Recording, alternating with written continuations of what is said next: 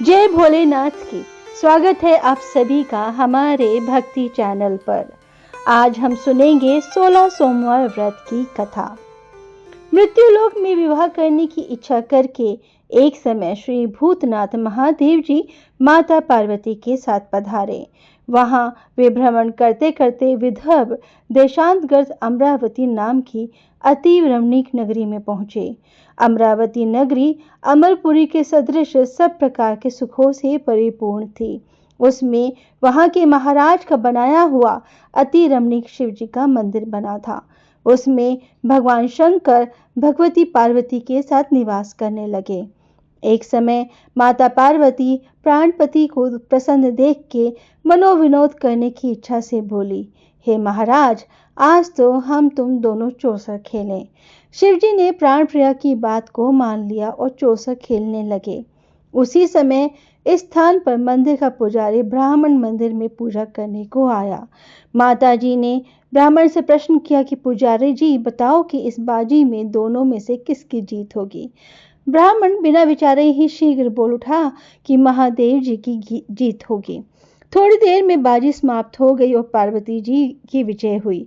अब तो पार्वती जी ब्राह्मण को झूठ बोलने के अपराध के कारण श्राप देने को उद्यत हुई। तब महादेव जी ने पार्वती जी को बहुत समझाया, परंतु उन्होंने ब्राह्मण को कोढ़ी होने का श्राप दे दिया। कुछ समय बाद पार्वती जी के श्रापवश पुजारी के शरीर में कोढ़ पैदा हो गया। इस तरह पुजारी अनेक प्रकार के से दुखी रहने लगा।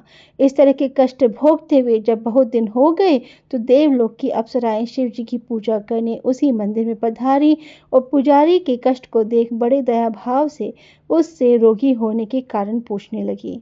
पुजारी ने निसंकोच सब बातें उनसे कह दी। वे अप्सराएं बोली, हे पुजारी, अब तुम अधिक दुखी मत होना। भगवान शिव जी तुम्हारे कष्ट को दूर कर देंगे। तुम सब बातों में श्रेष्ठ षोडश सोमवार का व्रत भक्ति भाव से करो।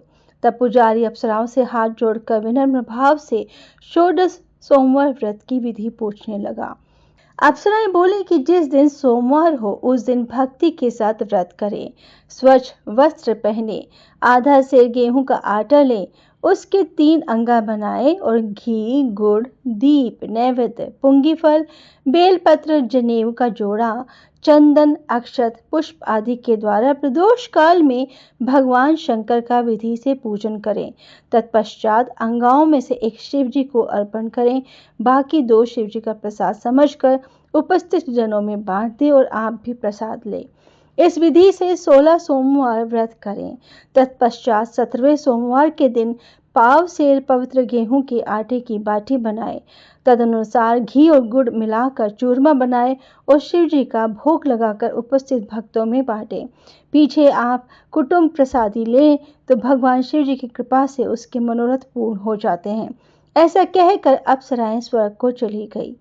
ब्राह्मण ने यथाविधि षोडश सोमवार व्रत किया तथा भगवान शिव की कृपा से रोग मुक्त होकर आनंद से रहने लगा। कुछ दिन बाद जब फिर शिवजी और पार्वती जी उस मंदिर में पधारे तब ब्राह्मण को निरोग देखकर पार्वती जी ने ब्राह्मण से रोग मुक्त होने का कारण पूछा तो ब्राह्मण ने 16 सोमवार व्रत कथा कह सुनाई।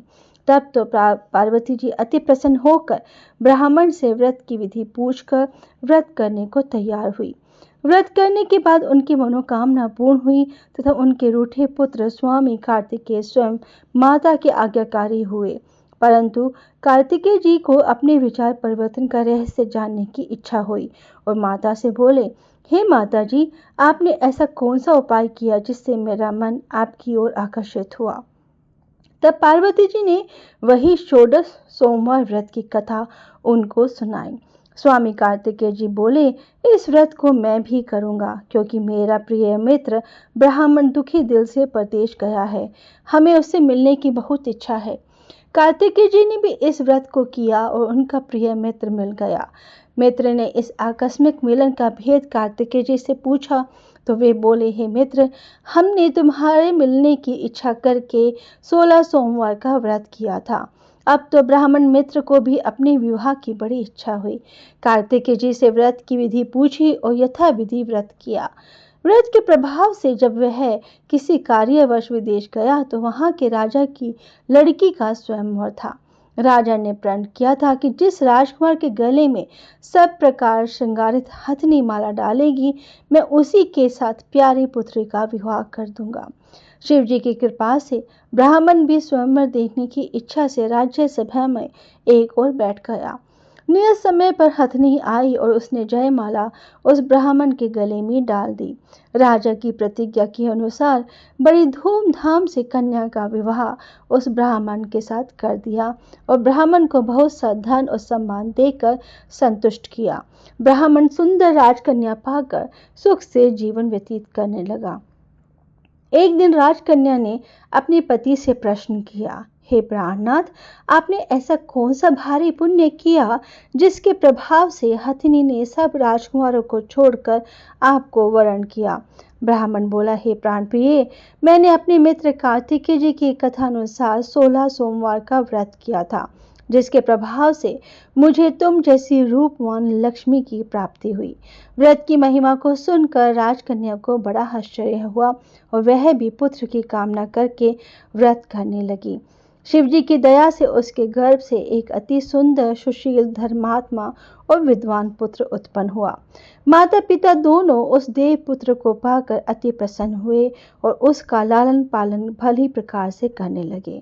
जब पुत्र समझदार हुआ तो एक दिन अपनी माता से प्रश्न किया कि माँ, तूने कौन सा तप किया है जो मेरा जैसा पुत्र तेरे गर्भ से उत्पन्न हुआ? माता ने पुत्र का प्रबल मनोरथ जान के अपने किए हुए 16 सोमवार व्रत को विधि सहित पुत्र के सम्मुख प्रकट किया।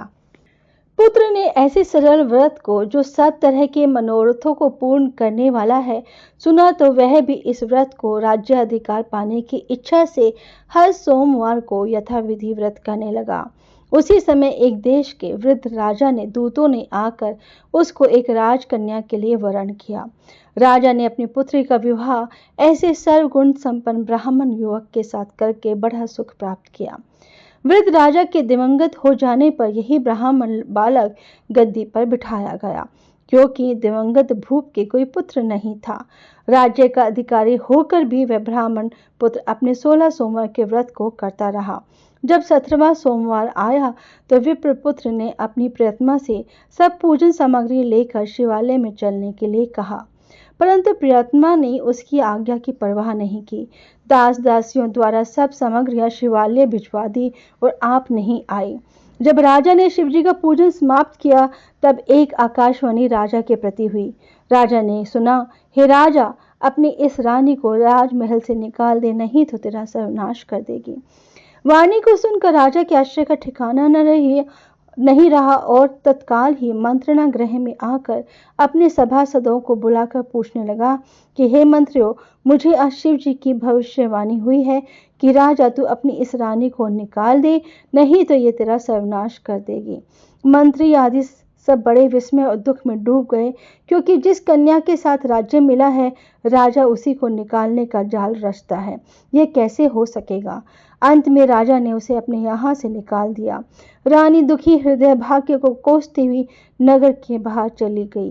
बिना पदत्राण, फटे वस्त्र पहने, भूख से दुखी धीरे धीरे चलकर एक नगर में पहुंची। वहां एक बुढ़िया सूत काट बेचने को जाती थी। रानी की करुण दशा देखकर बोली, चल तू मेरा सूत बिकवा दे, मैं वृद्ध हूँ, भाव नहीं जानती हूँ। ऐसी बात बुढ़िया की सुन रानी ने बुढ़िया के सर से सूत की गठरी उतार अपने सिर पर रखी। थोड़ी देर बाद आंधी आई और बुढ़िया का सूत पोटली के सहित उड़ गया। बेचारी बुढ़िया पछताती रह गई और रानी को अपने साथ से दूर रहने को कह दिया। अब रानी एक तेली के घर गई तो तेली के सब मटके शिव जी के प्रकोप के कारण चटक गए। ऐसी दशा देख तेली ने रानी को अपने घर से निकाल दिया। इस प्रकार रानी अत्यंत दुख पाती हुई सरिता के तट पर गई तो सरिता का समस्त जल सूख गया। तत्पश्चात रानी एक वन में गई। वहां जाकर सरोवर में सीढ़ी से उतर पानी पीने को गई। उसके हाथ से जल स्पर्श होते ही सरोवर का नीलकमल के सदृश जल असंख्य कीड़ों से युक्त होकर गंदा हो गया। रानी ने भाग्य पर दोष रोपण करते हुए उस जल को पान करके पेड़ की शीतल छाया में विश्राम करना चाहा। वे रानी जिस पेड़ के नीचे जाती उस पेड़ के पत्ते तत्काल ही गिर जाते। वन सरोवर के जल की ऐसी दशा देखकर गौ चराते ग्वालों ने अपने गोसाई जी से, जो उस जंगल में स्थित मंदिर के पुजारी थे, कही। गोसाई जी के आदेश अनुसार ग्वाले रानी को पकड़कर गोसाई के पास ले गए। रानी की मुख की कांति और शरीर की शोभा देख गोसाई जान गए कि ये अवश्य ही कोई विधि की गति की मारी कुलीन अबला है। ऐसा सोच पुजारी जी ने रानी के प्रति कहा कि पुत्री, मैं तुमको पुत्री के समान रखूंगा। तुम मेरे आश्रम में ही रहो, मैं तुमको किसी प्रकार का कष्ट नहीं होने दूंगा। गोसाई के ऐसे वचन सुन रानी को धीरज हुआ और आराम से रहने लगी। आश्रम में रानी जो भोजन बनाती उसमें कीड़े पड़ जाते, जल भर के लाती तो उसमें कीड़े पड़ जाते। अब तो गोसाई जी भी बहुत दुखी हुए और रानी से बोले कि हे बेटी, तेरे पर कौन से देवता का कोप है जिससे तेरी ऐसी दशा है। पुजारी की बात सुन रानी ने शिव जी की पूजा करने न जाने की कथा सुनाई तो पुजारी शिव जी महाराज की अनेक प्रकार से स्तुति करते हुए रानी के प्रति बोले कि पुत्री, तुम सब मनोरथों के पूर्ण करने वाले 16 सोमवार व्रत को करो, उसके प्रभाव से अपने कष्ट से मुक्त हो सकोगी। गोसाई की बात सुनकर रानी ने 16 सोमवार व्रत को विधिवत संपन्न किया और 17वें सोमवार को पूजन के प्रभाव से राजा के हृदय में विचार उत्पन्न हुआ कि रानी को गए बहुत समय व्यतीत हो गया, न जाने कहाँ कहाँ भटकती होगी, ढूंढना चाहिए। यह सोच उसने रानी को तलाश करने चारों दिशाओं में दूत भेजे। वे तलाश करते हुए पुजारी के आश्रम में रानी को पाकर पुजारी से रानी को मांगने लगे, परंतु पुजारी ने उनसे मना कर दिया तो दूत चुपचाप लौटे और आकर महाराज के सम्मुख रानी का पता बतलाने लगे। रानी का पता पाकर राजा स्वयं पुजारी के आश्रम में गए और पुजारी से प्रार्थना करने लगे कि महाराज, जो देवी आपके आश्रम में रहती है वह मेरी पत्नी है। शिव जी के कोप से मैंने इसको त्याग दिया था, अब इस पर से शिव का प्रकोप शांत हो गया है, इसलिए मैं इसे लेने आया हूँ। आप इसे मेरे साथ चलने की आज्ञा दे दीजिए। गोसाई जी ने राजा के वचन को सत्य समझकर रानी को राजा के साथ जाने की आज्ञा दे दी। गोसाई की आज्ञा पाकर रानी प्रसन्न होकर राजा के महल में आई। नगर में अनेक प्रकार के बाजे बजने लगे। नगरवासियों ने नगर को तोरण व बंधनवारों से विविध विधि से सजाया। घर घर में मंगल गान होने लगे। पंडितों ने विविध वेद मंत्रों का उच्चारण करके अपनी राजरानी का आह्वान किया। इस प्रकार रानी ने पुनः अपनी राजधानी में प्रवेश किया। महाराज ने अनेक तरह से ब्राह्मणों को दान आदि देकर संतुष्ट किया, याचकों को धन धान्य दिया। नगरी में स्थान स्थान पर सदाव्रत खुलवाए जहां भूखों को खाने को मिलता था।